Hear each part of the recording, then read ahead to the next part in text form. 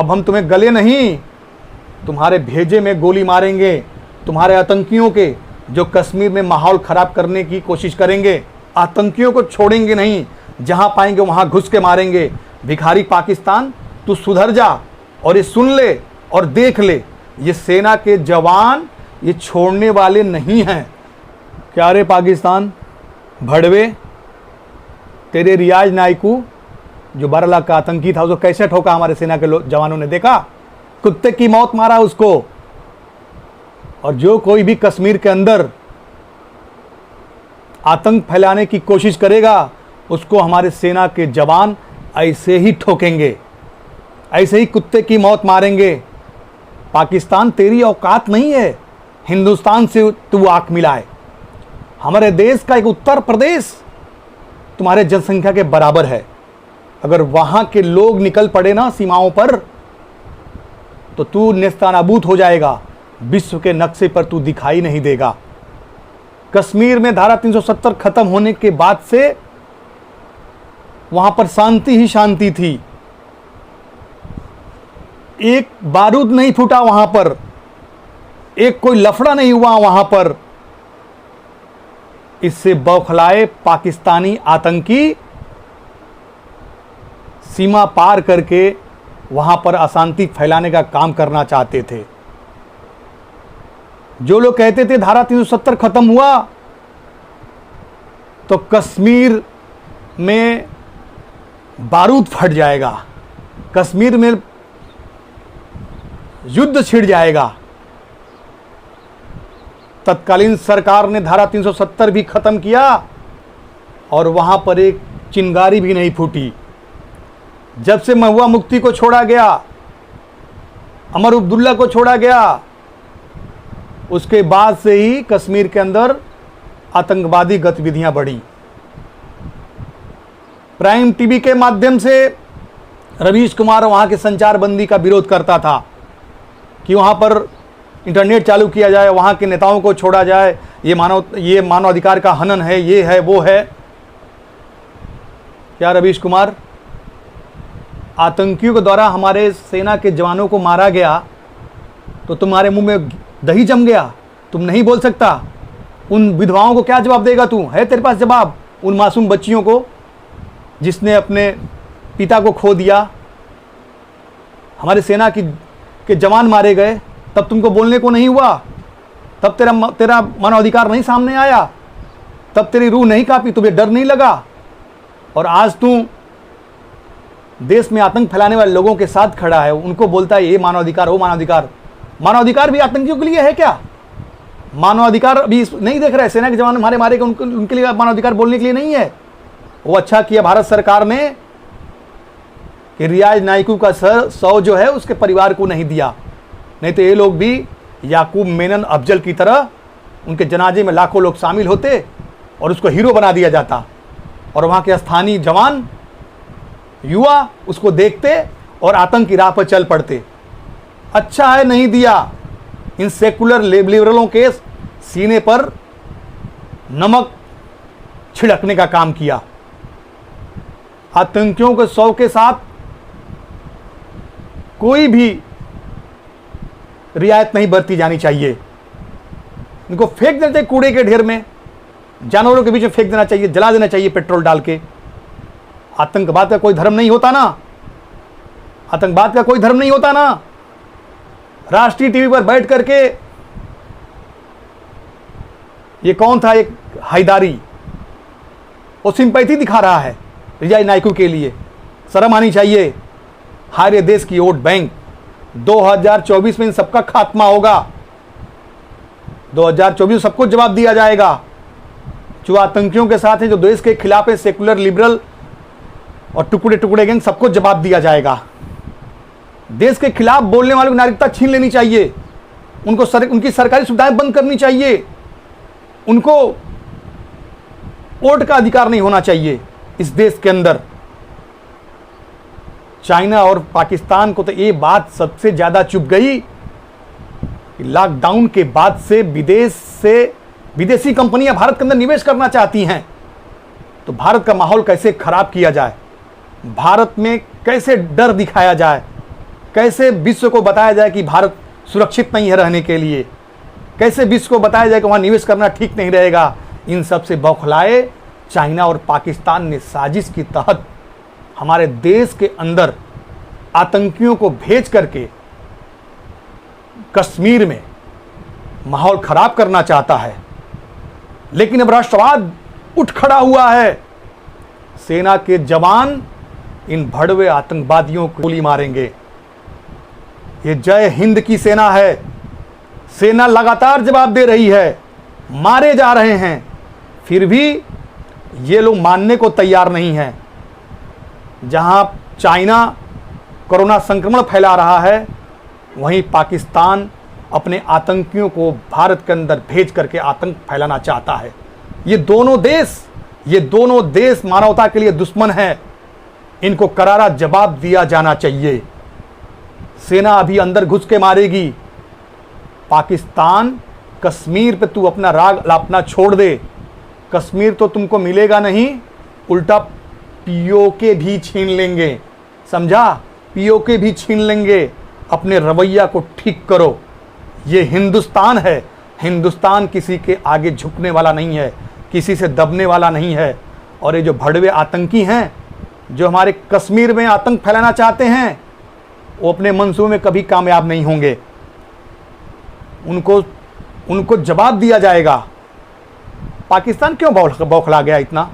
पाकिस्तान इसलिए बौखला गया है कि बहुत दिनों से सीमा पार करके उनके आतंकी भारत के अंदर, कश्मीर के अंदर एक चिंगारी भी नहीं फोड़ पा रहे थे, एक पटाखा भी नहीं फोड़ पा रहे थे। इससे बौखलाया पाकिस्तान अब संक्रमित आतंकियों को सीमा पार कराना चाहता है, ताकि सेना के जवानों में संक्रमण फैले कोरोना का, और अधिक से अधिक भारत में बर्बादी हो, अधिक से अधिक लोग मारे जाएं। ये है उसका मंसूबा, और उसके मंसूबे पर हमारे सेना के जवान पानी फिर रहे हैं। पाकिस्तान अलग थलग पड़ गया है, बौखला गया है। पाकिस्तान का अभी कुछ नहीं, पाकिस्तान एकदम खात्मे पर है, हाशिए पर है। पाकिस्तान देखो, तुमको अगर अच्छा पड़ोसी बन के रहना है तो रहो। अगर तुमने कश्मीर के अंदर आतंकवाद की चिंगारी फिर जलाने की कोशिश की तो नेस्तनाबूद कर दिए जाओगे।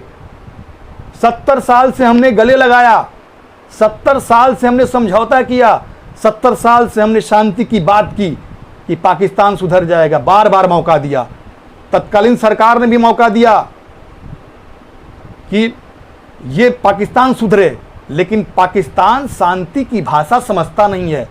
पाकिस्तान को उसके ही भाषा में जवाब देने की जरूरत है। एक रियाज नायकू के मारने से आतंकवाद एक खत्म नहीं होगा। आतंकवाद तब खत्म होगा जब सारे आतंकी मारे जाएंगे। और जय हिंद की सेना और हिंदुस्तान इसके लिए सक्षम है और तैयार है। आतंकियों को छोड़ेंगे नहीं, जहां पाएंगे वहां घुस के मारेंगे। भिखारी पाकिस्तान, तू सुधर जा और ये सुन ले और देख ले, ये सेना के जवान ये छोड़ने वाले नहीं हैं। तुम्हारे एक भी आतंकी नहीं बचेंगे। देख ले ग्राफ पूरा उठा के। अब हम तुम्हें गले नहीं, तुम्हारे भेजे में गोली मारेंगे, तुम्हारे आतंकियों के, जो कश्मीर में माहौल खराब करने की कोशिश करेंगे। मानवाधिकार अभी नहीं देख रहे, सेना के जवान हमारे मारे उनके लिए मानवाधिकार बोलने के लिए नहीं है।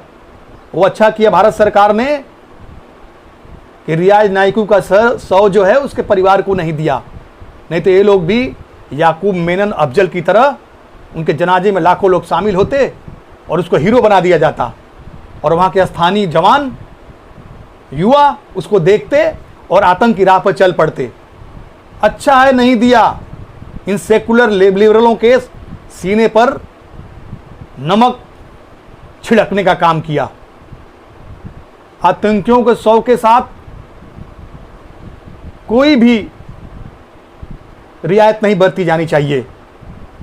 इनको फेंक देना चाहिए कूड़े के ढेर में, जानवरों के बीच में फेंक देना चाहिए, जला देना चाहिए पेट्रोल डाल के।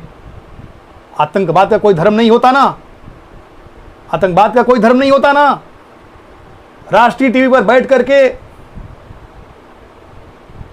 ये कौन था, एक हैदारी, वो सिंपैथी दिखा रहा है रियाज नायकू के लिए। शर्म आनी चाहिए। हमारे देश की वोट बैंक 2024 में इन सबका खात्मा होगा। 2024 सबको जवाब दिया जाएगा। जो आतंकियों के साथ है, जो देश के खिलाफ है, सेकुलर, लिबरल और टुकड़े टुकड़े गैंग, सबको जवाब दिया जाएगा। देश के खिलाफ बोलने वालों की नागरिकता छीन लेनी चाहिए, उनकी सरकारी सुविधाएं बंद करनी चाहिए, उनको वोट का अधिकार नहीं होना चाहिए इस देश के अंदर। चाइना और पाकिस्तान को तो ये बात सबसे ज़्यादा चुभ गई कि लॉकडाउन के बाद से विदेशी कंपनियां भारत के अंदर निवेश करना चाहती हैं। तो भारत का माहौल कैसे खराब किया जाए, भारत में कैसे डर दिखाया जाए, कैसे विश्व को बताया जाए कि भारत सुरक्षित नहीं है रहने के लिए, कैसे विश्व को बताया जाए कि वहाँ निवेश करना ठीक नहीं रहेगा। इन सब से बौखलाए चाइना और पाकिस्तान ने साजिश के तहत हमारे देश के अंदर आतंकियों को भेज करके कश्मीर में माहौल खराब करना चाहता है। लेकिन अब राष्ट्रवाद उठ खड़ा हुआ है। सेना के जवान इन भड़वे आतंकवादियों को गोली मारेंगे। ये जय हिंद की सेना है। सेना लगातार जवाब दे रही है, मारे जा रहे हैं, फिर भी ये लोग मानने को तैयार नहीं हैं। जहां चाइना कोरोना संक्रमण फैला रहा है, वहीं पाकिस्तान अपने आतंकियों को भारत के अंदर भेज करके आतंक फैलाना चाहता है। आतंकियों को भेज करके कश्मीर में माहौल खराब करना चाहता है। लेकिन अब राष्ट्रवाद उठ खड़ा हुआ है। सेना के जवान इन भड़वे आतंकवादियों को गोली मारेंगे। ये जय हिंद की सेना है। सेना लगातार जवाब दे रही है, मारे जा रहे हैं, फिर भी ये लोग मानने को तैयार नहीं हैं। जहां चाइना कोरोना संक्रमण फैला रहा है, वहीं पाकिस्तान अपने आतंकियों को भारत के अंदर भेज करके आतंक फैलाना चाहता है। ये दोनों देश मानवता के लिए दुश्मन हैं। इनको करारा जवाब दिया जाना चाहिए। सेना अभी अंदर घुस के मारेगी। पाकिस्तान, कश्मीर पे तू अपना राग अलापना छोड़ दे। कश्मीर तो तुमको मिलेगा नहीं, उल्टा पीओके भी छीन लेंगे। समझा? पीओके भी छीन लेंगे। अपने रवैया को ठीक करो। ये हिंदुस्तान है। हिंदुस्तान किसी के आगे झुकने वाला नहीं है, किसी से दबने वाला नहीं है। और ये जो भड़वे आतंकी हैं, जो हमारे कश्मीर में आतंक फैलाना चाहते हैं, वो अपने मंसूबे में कभी कामयाब नहीं होंगे। उनको जवाब दिया जाएगा।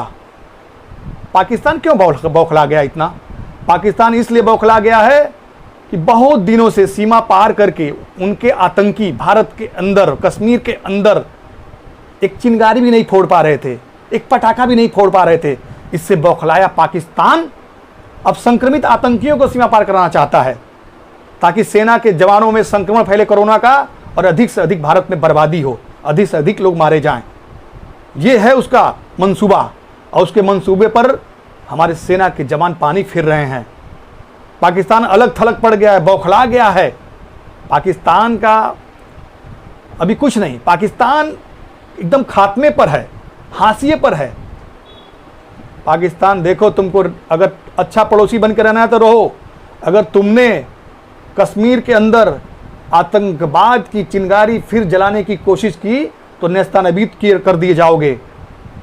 70 साल से हमने गले लगाया, 70 साल से हमने समझौता किया, 70 साल से हमने शांति की बात की कि पाकिस्तान सुधर जाएगा। बार बार मौका दिया, तत्कालीन सरकार ने भी मौका दिया कि ये पाकिस्तान सुधरे, लेकिन पाकिस्तान शांति की भाषा समझता नहीं है। पाकिस्तान को उसके ही भाषा में जवाब देने की जरूरत है। एक रियाज नायकू के मारने से आतंकवाद एक खत्म नहीं होगा। भारत में बर्बादी हो, अधिक से अधिक लोग मारे जाएं। ये है उसका मंसूबा। और उसके मंसूबे पर हमारे सेना के जवान पानी फिर रहे हैं। पाकिस्तान अलग थलग पड़ गया है, बौखला गया है।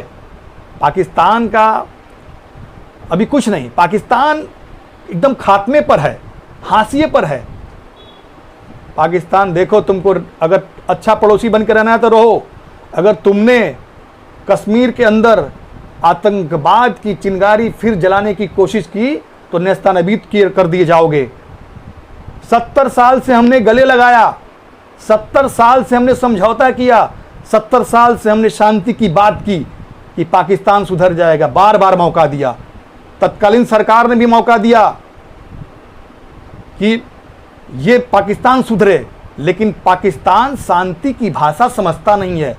पाकिस्तान को उसके ही भाषा में जवाब देने की जरूरत है। एक रियाज नायकू के मारने से आतंकवाद एक खत्म नहीं होगा। आतंकवाद तब खत्म होगा जब सारे आतंकी मारे जाएंगे। और जय हिंद की सेना और हिंदुस्तान इसके लिए सक्षम है और तैयार है। आतंकियों को छोड़ेंगे नहीं, जहां पाएंगे वहां घुस के मारेंगे। भिखारी पाकिस्तान, तू सुधर जा और ये सुन ले और देख ले, ये सेना के जवान ये छोड़ने वाले नहीं हैं। तुम्हारे एक भी आतंकी नहीं बचेंगे। देख ले ग्राफ पूरा उठा के। अब हम तुम्हें गले नहीं, तुम्हारे भेजे में गोली मारेंगे, तुम्हारे आतंकियों के जो कश्मीर में माहौल खराब करने की कोशिश करेंगे।